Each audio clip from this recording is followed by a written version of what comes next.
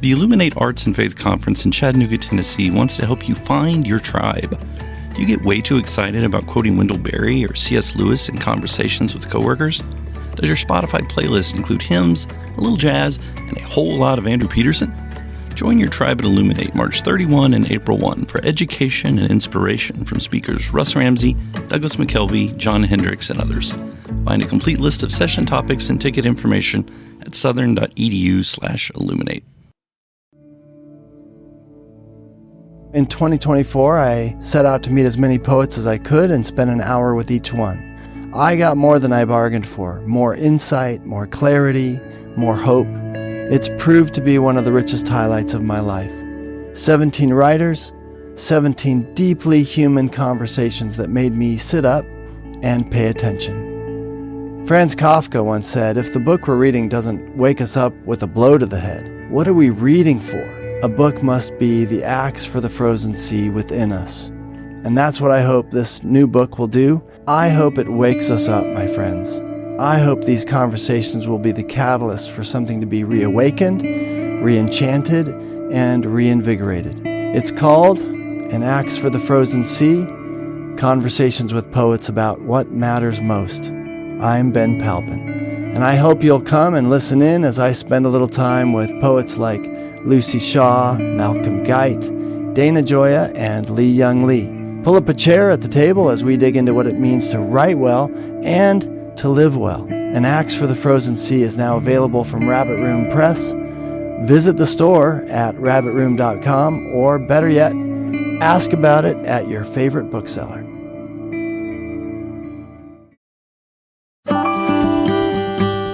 And I think that maybe sometimes as writers, we're so intent on the other people out there and the ones that we're writing for that we forget that the experience is a blessing. It's supposed to be a blessing to us. And I would just offer to you, an excellent writer yourself, and to the community that you're trying to cultivate here. Enjoy the process and accept it as the gift that it is.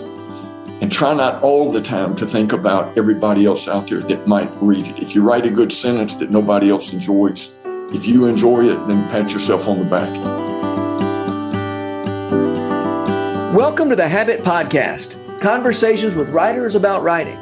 I'm Jonathan Rogers, your host. Alan Levi is a singer-songwriter who lives in rural Georgia. 10 years ago this summer, Alan's brother and best friend, Gary Levi, died after a year's struggle with cancer. Alan tells the story of that hard, beautiful year in a book called The Last Sweet Mile, which has just been re-released by Rabbit Room Press. Alan Levi, I am very happy and honored to have you on the Habit Podcast today. Well, thank you. It is my pleasure. I'm honored. So you have just re-released your book, The Last Sweet Mile. Mm-hmm. It came out originally, well, it didn't come out 10 years ago. It came out less than 10 years ago because this is you tell your brother Gary's story. Right. And we are coming up on the 10th anniversary of your brother Gary's death. Yes. And then you wrote the book a couple of years after that. And now it's being re-released with a new cover. So tell me about, just give us a quick summary of what's going on, what this book is about, what you were trying to do, and then I've got a lot of questions for you. Well, thank you. And thank you again for letting me be a part of this, Jonathan. Thank you for reading the book, too. It would not be right to talk about the book without first talking about my brother a bit. My brother Gary was 13 months younger than me. The two of us were members of a family of 5 children. Mm-hmm. He was my hero, my mentor, my best friend, in some ways business partner. And I think he and I both planned to grow very old together. But back in 2011, he was diagnosed with a glioblastoma, which is a brain cancer. He was very healthy. For most of the 20 years before that, he had lived out of the country doing missions-related work. But when he was diagnosed, he was home to stay after that. And at that point, I quit my job as a traveling singer-songwriter to care for Gary. when he finally passed away in 2012, there was just a period of decompression. We had had a really wonderful year together, but I was very, very tired. I learned during that year that I didn't want to travel in the future as much as I had in the past with work. So I had a bit of downtime, and I have a notoriously poor memory. And I don't think that's an exaggeration. I really have a very bad memory. And so I thought it would be wise to write some things about Gary for my own benefit, but also maybe for the benefit of my family, especially young ones who barely knew their Uncle Gary. Gary and I were both never married bachelors without children. And I think the fact that we were both single all of our lives did a lot to forge our friendship. Because we spent lots of time together when he was home. But I set out to write a letter to my family in which I would try to capture some of the memories of Gary's life and maybe more importantly, the essence of who he was as a person. And my intent was to make enough copies to pass them out to the family, go to Kinko's or something and be done with it. And providentially, Andrew and Jamie Peterson and the kids were at the farm one weekend, and he asked what I was working on, and that happened to be what I was working on. So he took a copy of it, and we ended up putting it in a form that could be distributed to more people than just the 20 or so in my family. Yeah. So in the first chapter or so, you spent a lot of time talking about the self-doubt that you had to work through to write this at all. And I completely understand this. You say you were well aware that it was beyond your power to write anything that could recreate or capture that last year of Gary's life. Right. And yet you said you felt obligated to try. So I'd love to hear you talk about how did you, knowing that this was above your pay grade. And I know that the things I want to write about the most seem to be the things that are the hardest to write about. Sometimes it feels like I'm just trying to describe how bright the sun is or how wet water is. I don't know what to say about this. Right. And so I end up writing about something that isn't quite so close to the center of who I am, But how did you push through and write this anyway? Yeah. Well, again, I think that the real impetus was affection for my brother. I felt that his life was one that needed to be memorialized, and I may have started out really in tribute to him more than anything else, but also affection for my family. So years ago, I wrote a song called Worth Another Try, and it was about exactly what you just described. It was about sitting at the edge of the ocean and trying to write a letter to a friend and capture what that sunset was like. And I tried multiple times, kind of wad up the paper, throw that copy away, try again. And I think that kind of explains what life as a songwriter has been for me, and probably for you and many of our friends as writers. We know we're never going to write the perfect book, maybe not even the perfect paragraph. So I think that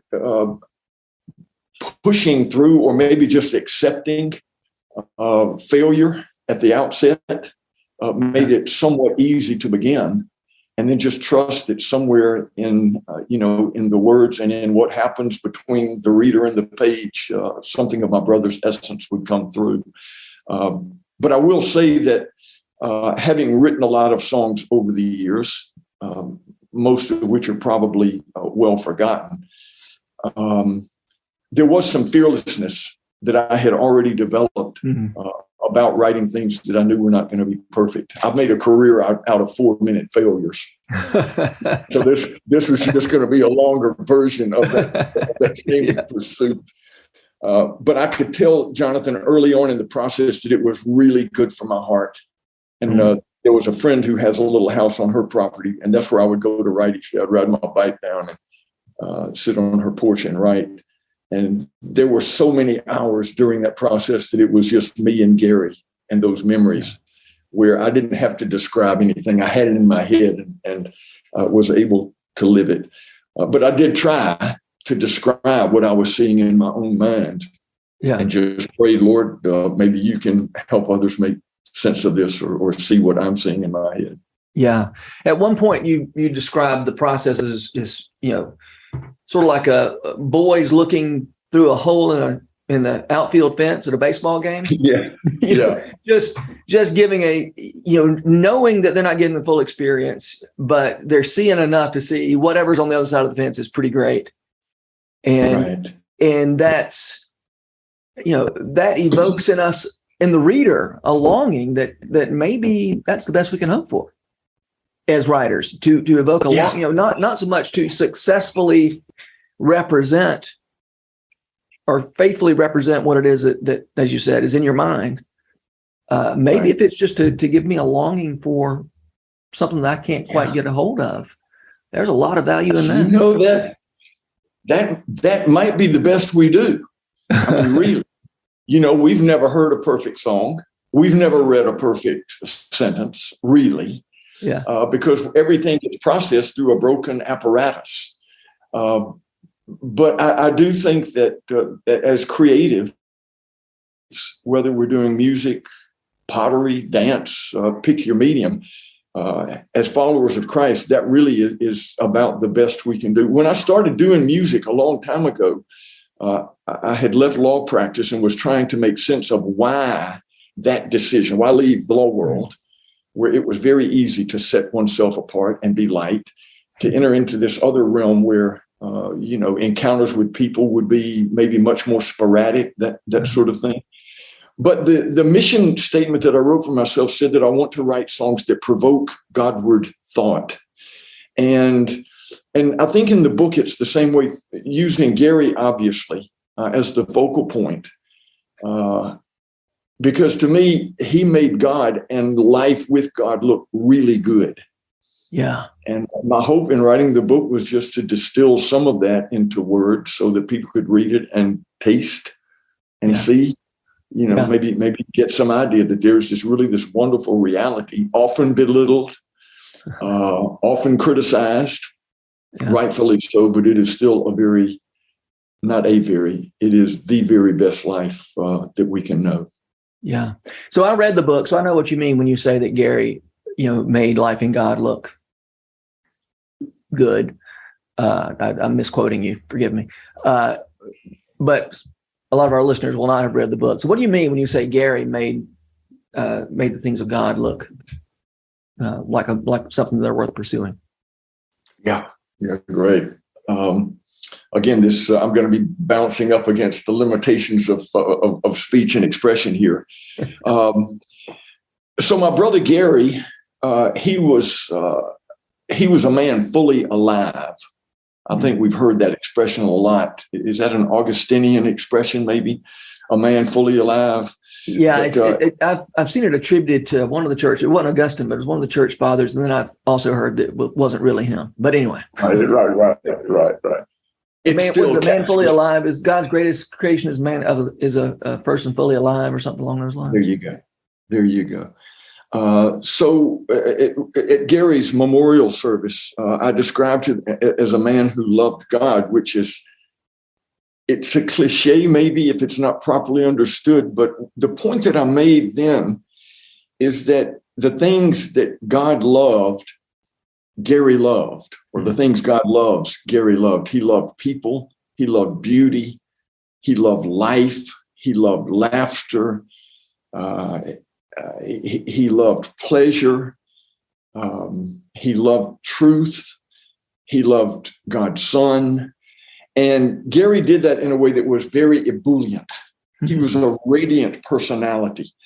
He was not terribly brainy in some sense. He was dyslexic growing up. He really struggled with that. He did not make good grades in school, but he was a tenacious personality. And when he set his mind to doing something, whether it was cook a meal, carve a bowl, plant his blueberry patch, read to kids, whatever he did it with his full heart. And I just saw it so many times, and over the course of so many years, people were so attracted to Gary in the same way that I think they were attracted to Jesus. He was a radiant person. laughter was a primary part of his speech. And it was always sweet laughter. It was not mean-spirited. Gary was extremely gracious, extremely forgiving, patient. That doesn't mean that he was compromising at all about convictions that he had or things that he believed to be true.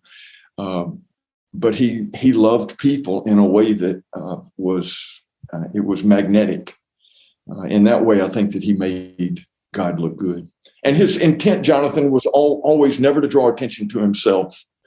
He always wanted to just be the window through which people could see in something to the kingdom of God. Yeah. I love the way you talk about his hospitality in his little house across the pond from you. And it's I love the thought of a bachelor just welcoming people into his home and serving them on mismatched plates and just making a place where, as you said, they taste and see that the Lord is good. And I was so struck by by Gary's creativity in areas that expanded so far beyond the arts, right? Or the things we traditionally think of as the arts. Although he's, as you say, he played the banjo, played the saxophone, so he certainly had his artistic pursuits. But man, it sounds like those artistic pursuits were a pretty small slice of the pie when it comes to his creative output. Yeah. Amen. Yeah. Unless creative pursuit includes all of those things, which I think they do. I mean, cooking a meal and setting a house is an extremely creative exercise. Oh, absolutely. I know I'm just saying that the arts are just a small slice of the pie of what we call of what's real creativity. Right. One of the things that Gary believed deeply was that the American house is a terribly underutilized gift that God gives us to use in the work of his kingdom. He loved to have people into his home. I'm a little more reclusive myself. I have to really make an effort to do that. Yeah. But many times when I do open my doors now, it's because I remember Gary's example. And he would make quite a fuss about it. He would think through, what do I want the evening to look like? And so there would be conversation that he would try to guide in a particular direction, maybe. He was unabashed about praying for people, whether they were believers or not. Mm-hmm. His cooking was good. There was nothing terribly fancy, but there was just such a sense of welcome about my brother's life. His arms were open, his heart was open, and that is a lingering but strong remembrance that I have of Gary, and I try to walk in his footsteps in that regard. Yeah. Can you talk to me about how his creativity has helped shape your work in the arts? Right. I mean, you're a singer-songwriter, an author, and you just I'd love to hear you talk about that. How this, you, as you said, your brother was not an intellectual. He wasn't a writer. Right. And your creative gifts run on a little bit different track. Yeah. Well, let me start with this. Again, Gary was my best friend. He was a critic when I needed one, but maybe more than anything else, Gary was my biggest fan. Yeah. And he encouraged me more than anybody. Mm-hmm. He really believed in what I did. And there were a lot of days when we were together, he knew that I didn't believe in what I did. Mm. And so he was always one to encourage me. And I don't think I ever wrote a song that he listened to that he didn't claim was my best one ever. He was just that kind of person. But I think that what I learned, what I continue to carry forward in life, and this affects writing and everything else, was Gary's deep belief in incarnational living. Mm. Okay, so Gary was a missionary, and he lived in lots of different places. Because he was single, he could pick up and move on a dime. Mm-hmm. And he might read a magazine article 1 week and 2 weeks later be in Peru for a year. He believed in being where people were. And when he finally landed in a place, he engaged with people. He loved to hear their stories. He loved to mine material that he could learn from, but also use as a tool for sharing the gospel. His last tour of duty, 5 years in Afghanistan, one of his misgivings about Afghanistan and the work that he was a part of there was that by then the internet was working. Where he lived, the power was very, very unpredictable. Mm-hmm. But he said that among the missionary staff that he worked with there, it bothered him that lots of people were spending so much time on the computer as part of their ministry rather than being out in the street. Gary was constantly out in the streets. When he lived in Spain, he spent a lot of time in the bars. When he was in Bosnia, he was trying to go to where people who had lived through the war were trying to make sense of life and get back on their feet. This is a long, winding answer to your question about Gary and creativity. I trust you. But he was a miner in the sense that he was looking for ways to connect with people and to love them in Christ's name. And as a songwriter, I've just realized over the years that if I am not out in the community living life, at least for the kind of songs and stories that I want to write, I really don't have anything to tell. Mm-hmm. And so I've become pretty disciplined about getting out of my house and away from the books and the studio and that sort of thing, just so I can engage with people and be incarnational rather than digital. Uh-huh. And where I can interact with people. The stories and the encounters with people day to day is where material comes from for me. And I can trace that directly back to my brother. I've always loved people. It's not to say that I've lived as a hermit or anything, but I think that he took his cues from Jesus.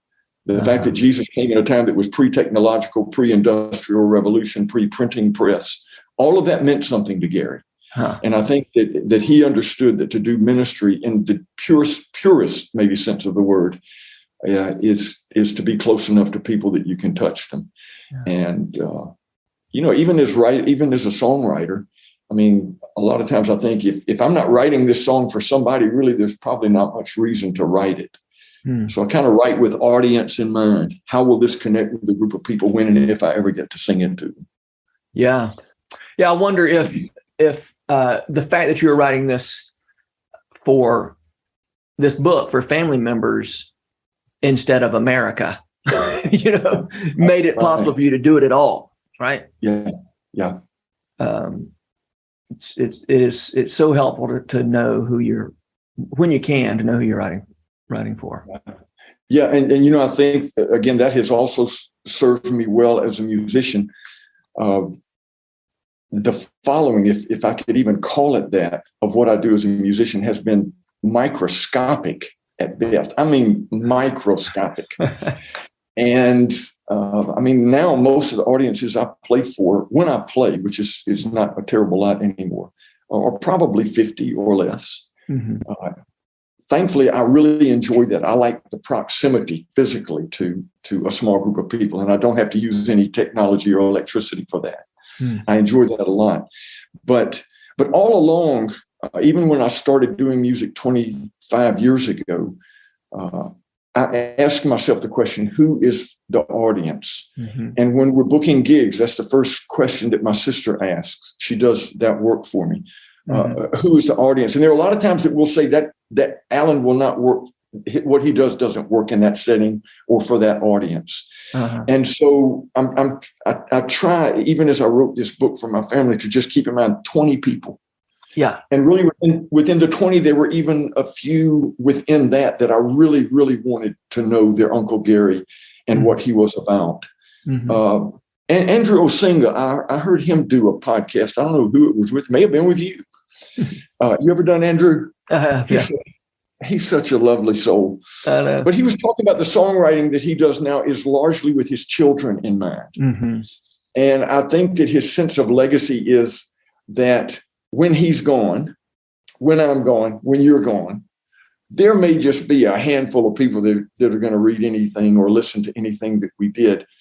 And it sounds like Andrew writes with them in mind, knowing that at least for a few months after he's gone, his children, maybe his grandchildren, we'll listen to what he does. And I think that as a writer now, I really live with a sense of that going forward.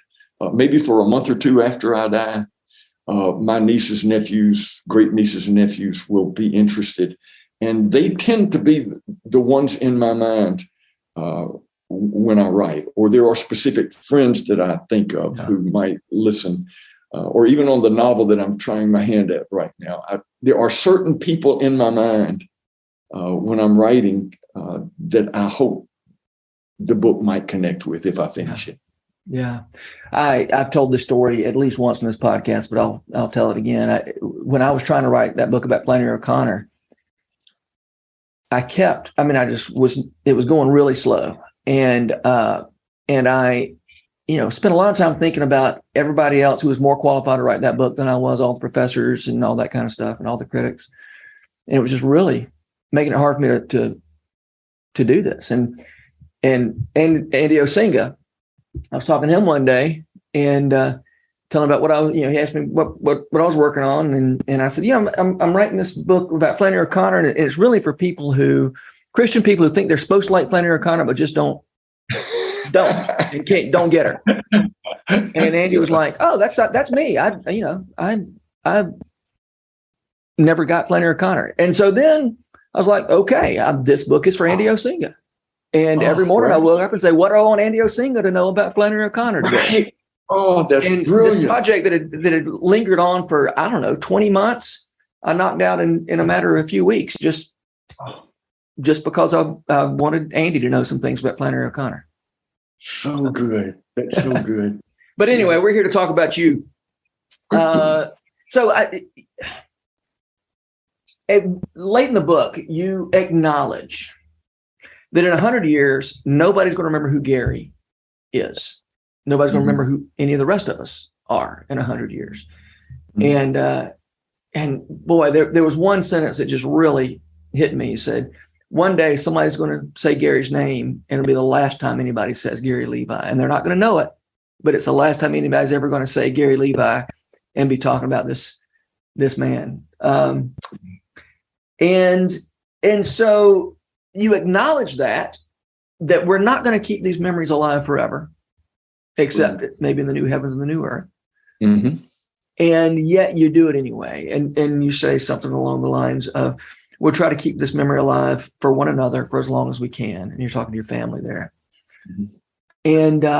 And I started thinking about all the poets, who it was sort of a tradition in Renaissance poetry and not just Renaissance poetry, throughout history, that the poet's going to make himself immortal or his beloved immortal or whatever. And of course, it's true. We are reading some of those poems, hundreds of years later. So I guess in one sense, they survived, they were correct that they could achieve some sort of immortality. Although who knows how many thousands of those poems we're not reading, but right. But the fact that you're giving up on the possibility that your writing is going to make anybody immortal, right? That's interesting. And of course, the thing is, Gary's already immortal. Your book's not going to make him immortal. Right. The life he is continuing to live is pretty independent of your book. So I'd love to talk about that. Yeah. I read a book a few years ago, and I have now read it several times by, I think he's a professor at Boston College named Peter Kreeft. Oh, yeah. He's a wonderful writer. Yeah, he is. And the name of the book was Christianity for Modern Pagans, which is his treatment of the writings of Blaise Pascal. Okay. And in one of the notes that he writes to some of Pascal's writings, he says, how would it change what we do day to day? And maybe for you and me as writers, if we could believe that something we write today might affect someone 300 years in the future, 3,000 miles away. Well, the likelihood of that is probably very small. But I think that the possibility alone is enough to give energy for writing. it is some impetus to do that. But again, I still distill what I do, and I think this is wise. I think it's rational to the handful of people who I know and who I think might read me, for a few years after I'm gone. Maybe. Mm-hmm. Yeah, that's probably a bit audacious to think. But to go back to the first question, it's worth another try. There's a story we're trying to tell, and until we tell it perfectly, I think God always wants us to tell it. But too, in the scripture, like there's so many stories. I think of the book of Esther, where the thing that saves the day is a book that was written long before the king was on the throne. Somebody wrote a book and it had been in hibernation for apparently a really long time.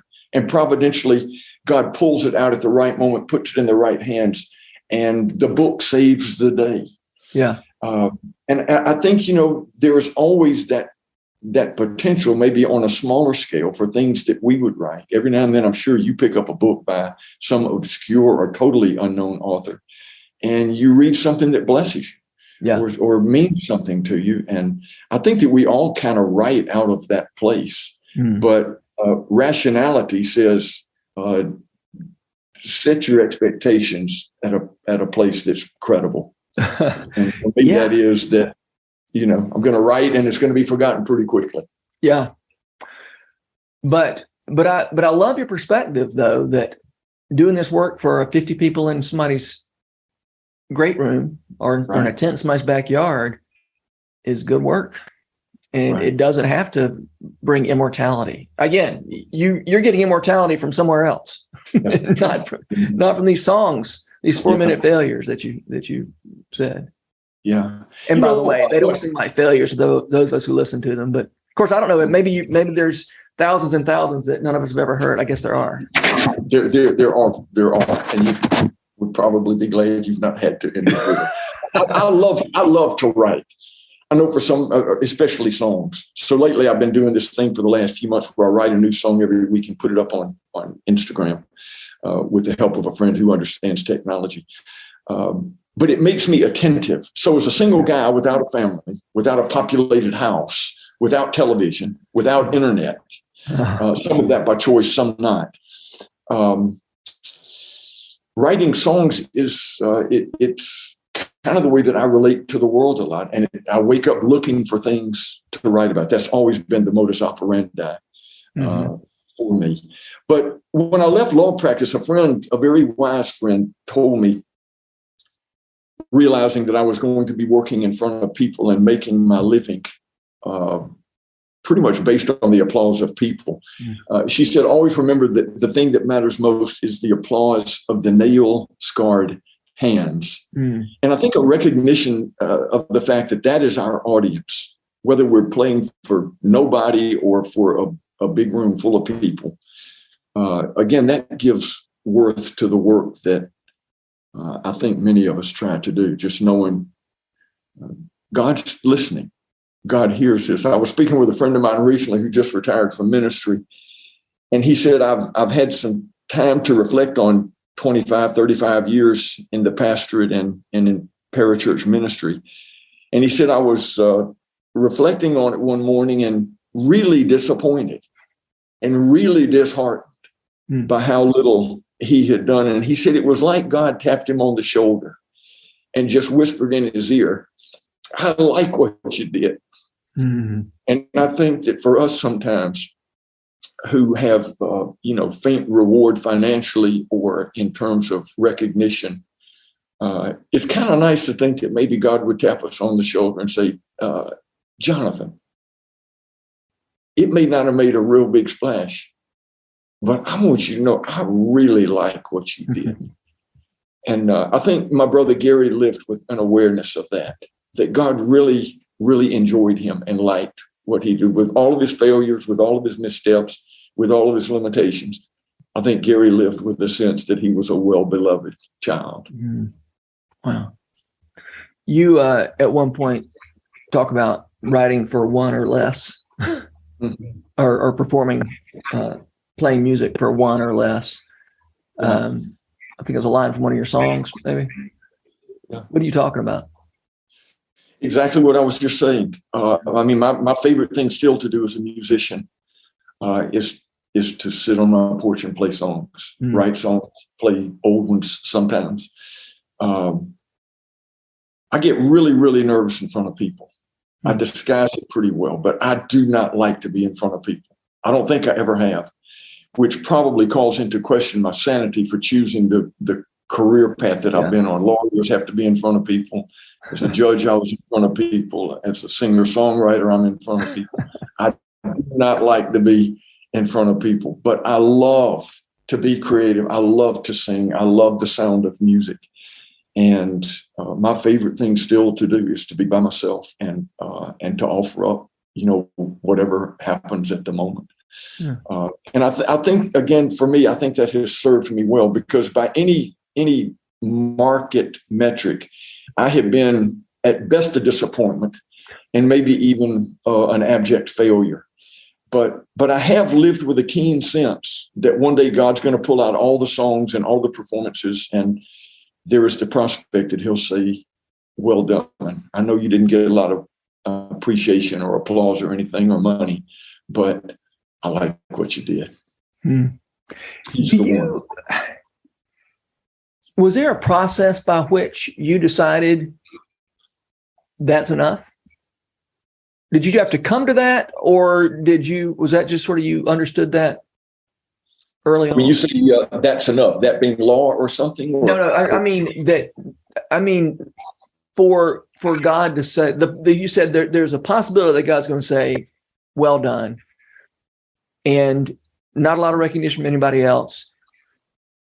Can you put words around how you got to that point? Because not everybody gets to that point. I dare say almost nobody gets to that point. Yeah. And believe me, I still wrestle with it. Sure. And I will say this, in all honesty, it was forced upon me. It was either accept that would have to be enough or quit. And I didn't want to quit. Okay. Most people quit. I knew I was not supposed to quit. But there is so much joy, when it happens. I mean, if there's a room of 25 people, you can feel it when it happens. I mean, you just know something really beautiful is taking place in this room. My favorite thing ever to do, and this is almost exclusively what I do now, is play concerts at my house. My piano player comes up, I have somebody cater or cook a meal, whatever, and then and I'll kind of select 25 to 35 people, and I have control over the room. It's conversational. Yeah. I usually read selections that mean a lot to me or that I might be enjoying at the moment. And there is something that's really glorious about those moments. There's no financial pressure on me, so I'm kind of out of the mainstream in that sense. I don't have to worry much about that. But when those nights go well, honestly, I wouldn't trade places with Bruce Springsteen because there's just something so holy about a few people with tear-drenched faces and a truth that is raining down on us at the moment. And they tend to be in songs that are not, overtly religious or anything. But to answer your question, it was hard fought, honestly, Jonathan, and I still wrestle with it. Sure, I wish I could play in front of big groups. Sure, I wish that the sound was good every night. Sure, I wish that people listened to these little darlings that I write and send out into the world. I wish they liked them.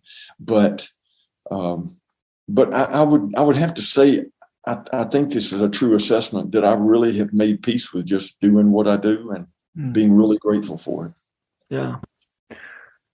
Well, I'd love for you to tell a story about a night that you did play for a bigger audience. Mm-hmm. And that was you tell a story in your book about a gala performance you played at a theater there in Columbus, Georgia. Yeah. And it was shortly after Gary had been diagnosed. Yeah. So Columbus is where I grew up. It's where I practiced law. It's where I went to school. I've still got lots of significant friendships there and know a lot of people and love the community. So when Gary was diagnosed, it was late July of 2011. And it was surreal in the sense that time stood still. Emotions just came up that I didn't know existed inside me. It was kind of like walking through a fog, but it was a really sweet fog. And as I think I mentioned in the book, I think we all knew as a family, Gary's going to die. Yeah. We prayed that he would be healed, but I think we all kind of knew from the outset, we're going to lose Gary, our brother, our son, our uncle, whatever. And so I had agreed to play at this function. The governor of Georgia was going to be there. The Springer Opera House is the state theater of Georgia. It's really been the site of some celebrated performances. And I've been on that stage a number of times and loved the venue and was really excited about it. But I went to the director and I said, I don't think I can do this. I just don't have the emotional capacity to be present. And he's a really big-hearted soul, a guy named Paul Pierce. And Paul said, Alan, if you come out and just play one song on your guitar by yourself, that'll be enough. And I said, well, I will think about it. And went back and talked to Gary. And Gary really leaned on me to do it. And so for him, I did it. And so the room, I don't know, maybe holds 700-800 people, maybe 900, I don't remember. But it was a full house, obviously. And not for me, but for the governor mostly. And so I probably knew 80% of the people in the audience. And many of them knew and adored my brother. And so I was playing to a very sympathetic group. And most of the songs that I did that night were things that we had already planned on. They were about Columbus. They were about this and that. But at the end of the evening, I had written a story and a song with Gary in mind. And he was sitting in the balcony on the front row. I knew where he was. I couldn't see him because of the lights, but I knew where he was. And so I told the story about two brothers and sang a song. And I can't even begin to describe it. But knowing he was there and that our hearts kind of connected across the space with a bunch of other hearts that connected in that space. I don't know, there was just something unforgettable about it to me. And Gary enjoyed it immensely. And at the end of the night, I was real glad that I had done it. And thankfully, we got it on tape. It doesn't capture what happened, but there's at least a specter of it in there. But again, he was my greatest fan. And if it had been a total mess, he would have told me that's the best song you've ever done. Well, because that's where he was. One thing I love about that story, though, is I feel like it's such a picture of, it's sort of a concentration of everything you've been telling me about what your work as a songwriter and as a writer is about. And that is, I am having a conversation with one person, maybe myself, maybe just me and God, maybe, the 20 members of my family. But that's what I'm talking. This is it's that conversation. And anybody who wants to be invited in that conversation is welcome. Hey, nice. And but the conversation is worth something because it's between you and somebody you love. Amen. So, Jonathan, if I had finished the book and no one had ever seen it, it was absolutely right. It was absolutely worth every second that I put into it. And I do think that if God had spoken to me audibly, he would have said at the end of that exercise, Alan, this was all a gift for you. And I think that maybe sometimes as writers, we're so intent on the other people out there and the ones that we're writing for that we forget that the experience is a blessing. It's supposed to be a blessing to us. And I would just offer to you, an excellent writer yourself, and to the community that you're trying to cultivate here, enjoy the process and accept it as the gift that it is. And try not all the time to think about everybody else out there that might read it. If you write a good sentence that nobody else enjoys, if you enjoy it, then pat yourself on the back and and celebrate. That's a good word. So this book is 10 years old. You haven't read it since you wrote it. Right. When it got re-released, you didn't read through it again. You were telling me this before we started recording, but you're going to read it someday. Lord willing. Lord willing. I have this ceremony of sort in my mind that when I'm an older man, I'm 66 now. I'm thinking I've got maybe 15 years before I formally recognize myself as a genuinely old man. But I envision that I will get some of Gary's books with his scratchy handwriting. I'll pull out some of his old sermon notes. I'll get some family pictures and maybe spend a week in that space.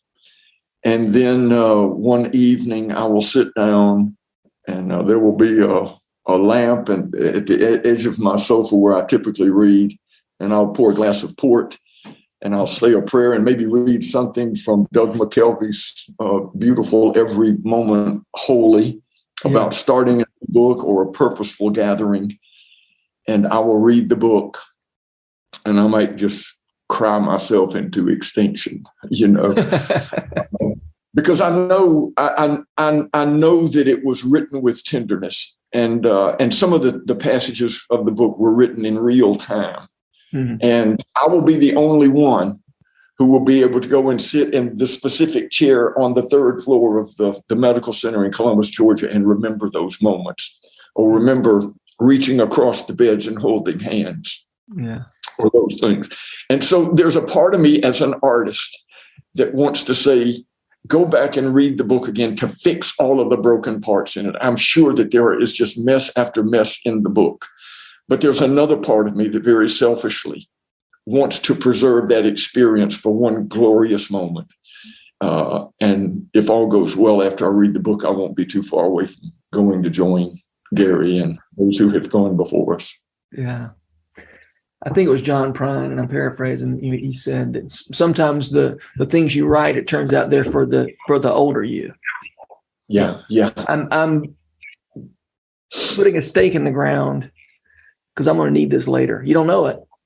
Right. Sounds like you did know it when you wrote it, but a lot of times we don't know that our real audience is older, the older version of us. Yeah, no doubt. I found something the other day. I was in my studio. And I was trying to find an old song that I had written a long time ago. And I've been through so many different recording formats now. I started on cassette tape and then reel-to-reel tape and then ADAT. And, there's been so many iterations of that process that it's hard to keep up with where things are. And I found a hard drive and I started listening to it. There were probably 30 songs on there that I didn't remember writing them. But when I heard them, it just brought to life the inspiration for the song, the people who were maybe peripheral to the song. And it was the most delightful experience. And I almost wonder if that's not what at least part of heaven is going to be like. It resurrects those moments, and we get to delight in them again.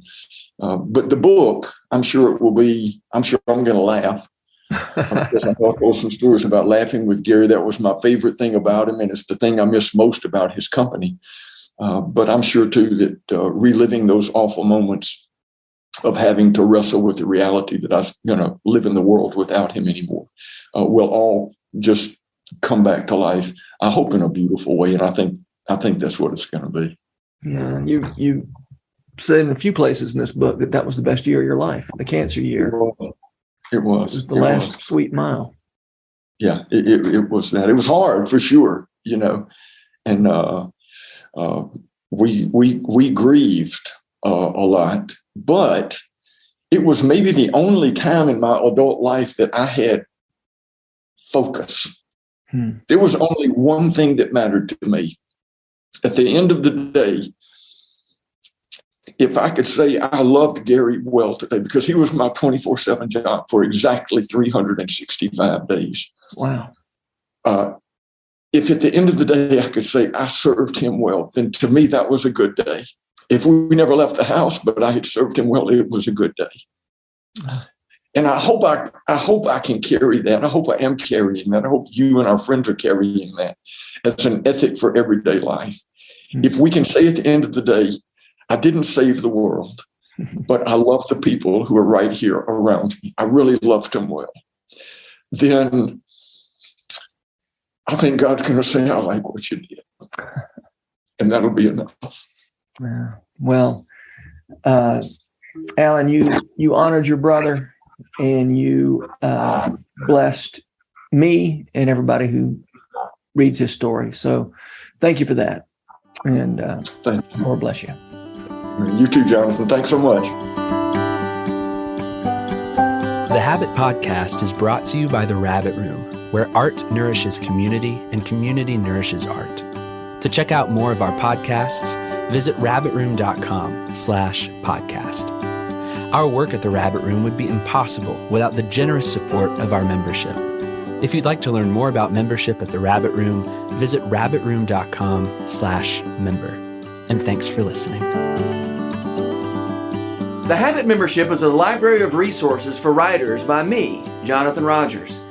More importantly, The Habit is a hub of community where like-minded writers gather to discuss their work and give each other a little more courage. Find out more at thehabit.co.